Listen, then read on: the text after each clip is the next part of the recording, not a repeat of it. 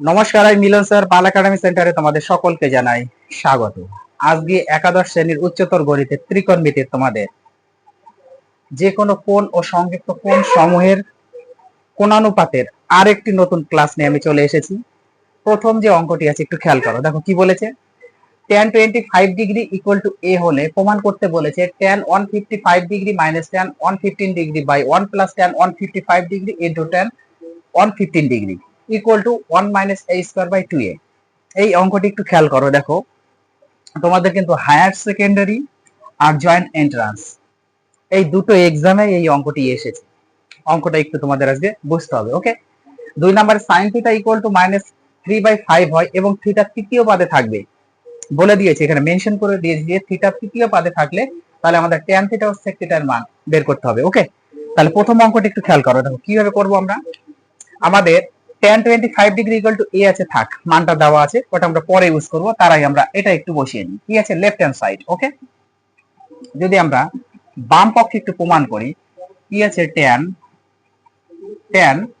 155 degree minus tan 115 degree, তাই না, by দিয়ে কি আছে 1 plus tan 155 degree dot tan 115 degree. Okay, এটা আছে। এখন আমরা এটা ভাঙিয়ে দেই। কিভাবে ভাঙাবো দেখো তো। tan কে আমরা লিখতে পারি না, 180 থেকে যদি আমরা 25 বাদ দিই তাহলে আমরা কত পাবো, 155 পাবো। মাইনাস tan আমরা এভাবে করতে পারি 90 ডিগ্রি প্লাস 25 ডিগ্রি করতে পারি। 1 প্লাস tan 155 মানে আমরা সেম করবো 180 মাইনাস 25 করতে পারি।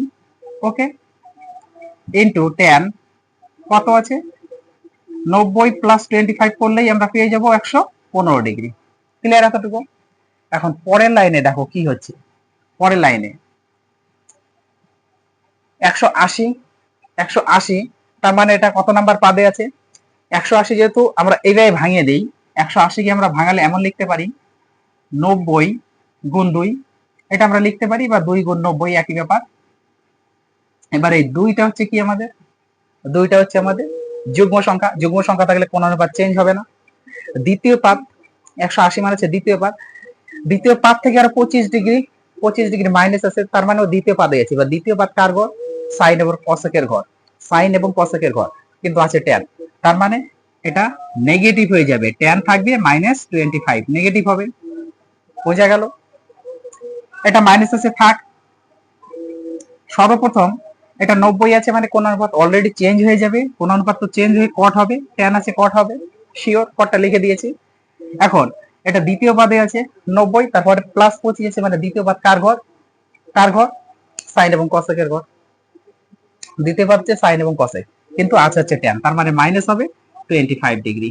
ক্লিয়ার এতটুকু। বাই এই উপরের দুটো যেহেতু আমরা ক্যালকুলেশন করে নিয়েছি, তাহলে নিচের দুটো আমাদের সমস্যা হবে না।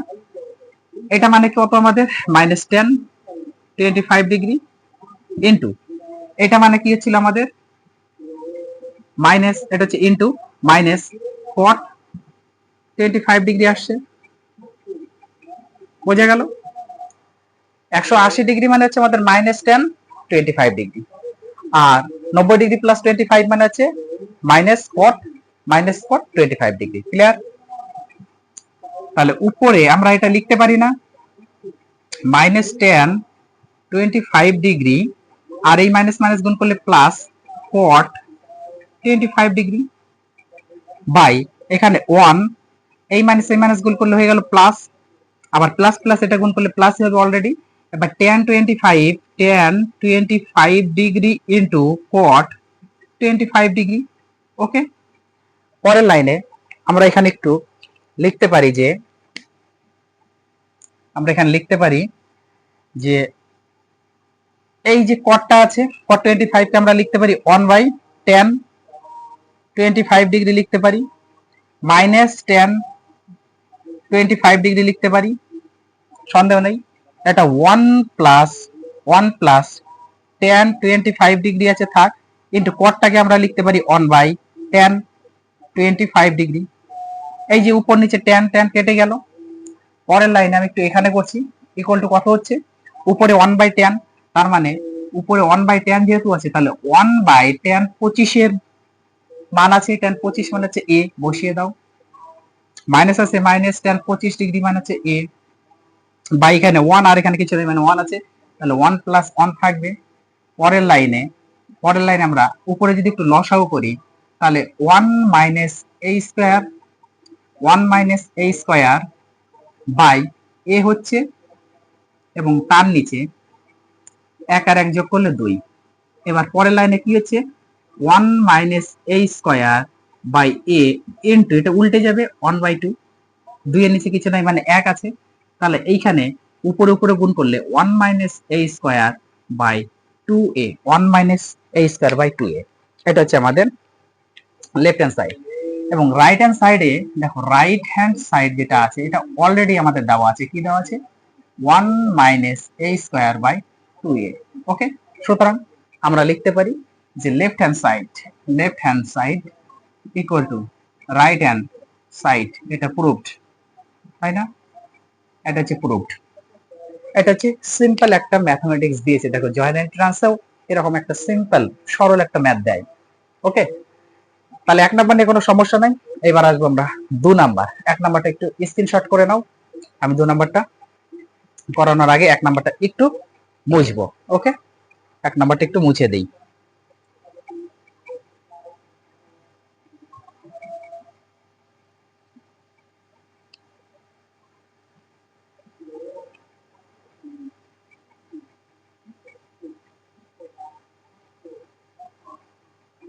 দেখো 2 নাম্বারে কিন্তু আমাদের বলেছে sin থিটা ইকুয়াল টু -3/5, তাই না? sin থিটা ইকুয়াল টু -3/5, এবং থিটা আমাদের কিন্তু মেনশন করে দিয়েছে। এই জিনিসটা মনে রাখতে হবে যে থিটা মেনশন করে দিয়েছে, যে থিটা তৃতীয় পাদে আছে। তখন আমাদের বের করতে বলেছে যে tan থিটা আর sec থিটার মান কত। অঙ্কটা আগে একটু বুঝতে হবে, একদম সিম্পল অঙ্ক। আজকের এই ক্লাসটা কোনো কঠিন ক্লাস নয়, সাধারণ দুটো ম্যাথমেটিক্স আমি নিয়ে চলে এসেছি, একদম হাস্যকর দুটো অঙ্ক কিন্তু। ওকে, হাস্যকর দুটো অঙ্ক, তোমরা নিজেরাই পারতে আশা করি। অঙ্ক শুধু দেখে ঘাবড়ালে চলবে না, একটু দিমাগ লাগাতে হবে। দেখো কি আছে, সাইন থিটা এত দেওয়া আছে, তাহলে আমরা কস থিটা বের করতে পারি। কস থিটা ইকুয়াল টু কত বের করতে পারি, plus minus root over 1 - sin square theta, plus minus দেবো রুটের আগে। তাহলে cos theta equal to plus minus root over 1 - sin এর মান কত, -3/5 আর স্কয়ার হবে। ওকে, তাহলে cos theta equal to plus minus root over 1 - এটা 9/25 হচ্ছে, দুটা মাইনাস গুণ হবে, এর স্কয়ার করলে দুটো মাইনাস প্লাস হয়, প্লাস মাইনাস মাইনাসই থাকে। ওকে, তাহলে cos theta equal to plus minus রুটের মধ্যে এটা লসাগু করলে 25 - 9/25 আসবে। পরের লাইনে cos theta equal to plus minus root over কত, 16/25 আসবে। ওকে, তাহলে cos theta equal to plus minus কত, 4/5। cos theta equal to plus minus 4/5। এখন ইন্টারেস্টিং বিষয় হচ্ছে, যেহেতু আমাদের থিটা যেহেতু তৃতীয় পাদে অবস্থান করেছে, এখন cos থিটা তৃতীয় পাদে কি আছে, তৃতীয় পাদে tan আর cot আছে, কিন্তু আমরা এখানে cos এর একটা পজিটিভ মান পেয়েছি 4/5, আর একটা আমরা নেগেটিভ মান পেয়েছি -4/5। তাহলে এখানে আমরা কোনটা নিব, যেহেতু থিটা তৃতীয় পাদে, এটা থিটা যেহেতু আমাদের তৃতীয় পাদে, সেহেতু আমরা তৃতীয় পাদে দেখতে হবে যে তৃতীয় পাদের ঘর হচ্ছে tan আর cot, আর আমাদের আছে cos, তার মানে cos negative, so cos theta equal two -4/5 হচ্ছে অ্যান্সার। ওকে, কিন্তু আমাদের চেয়েছে tan আর sec, চেয়েছে। cos থিটা মানে কি, আমরা লিখতে পারি 1/sec থিটা ইকুয়াল টু -4/5 আছে, থাক। এবার যদি sec থিটা আমরা বের করি তাহলে কি হচ্ছে, মাইনাস উল্টে যাবে 5/4, উল্টে যাবে -5/4, তাহলে আমরা sec থিটা পেয়ে গেছি -5/4। এবার ট্যান থিটা কি করে বের করব? ট্যান থিটা আমরা কি জানি যে tan theta equal to sine by cos, আমরা জানি সাইন বাই কস। তাহলে tan theta equal to sine এর মানটা বসিয়ে দাও। সাইন মানে কত? সাইন মানে কত দেখো, সাইন মানে -3/5, -3/5। কস মানে আমরা বের করেছি, দেখো কস মানে -4/5, -4/5।